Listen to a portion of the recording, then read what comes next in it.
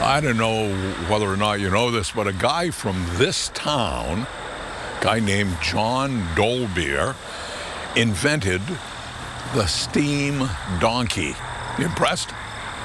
Well, you should be, because this invention revolutionized logging in the 19th century. Now, I know you may be saying just what I did when I found out this fact, and that is, what the heck is a steam donkey? Well, a steam donkey is, first of all, a simple steam engine, one not unlike those engines used on New Hampshire's cog railway.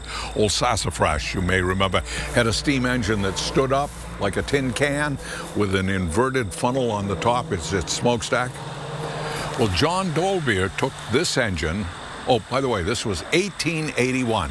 Anyhow, he took this engine and he mounted it on skids, added a gear system linked to a spool of steel cable like they made the Brooklyn Bridge from.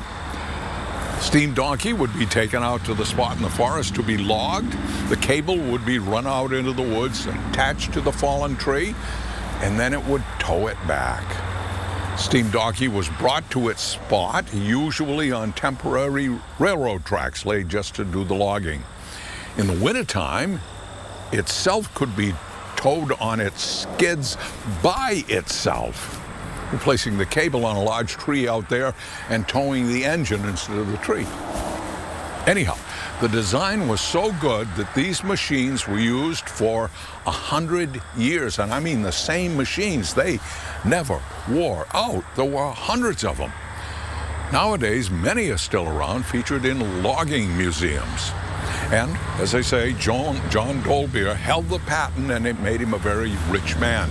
The town where he was born, by the way, is this, Epsom, New Hampshire. John Dolbear left New Hampshire in 1850, went out in the fever of the California gold rush.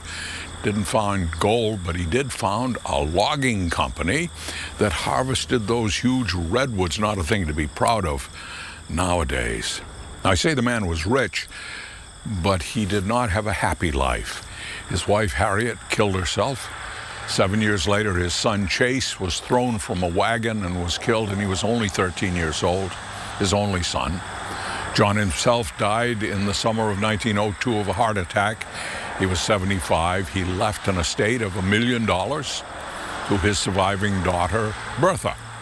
And then in 1904, Bertha herself committed suicide in her room at New York's Waldorf Astoria Hotel.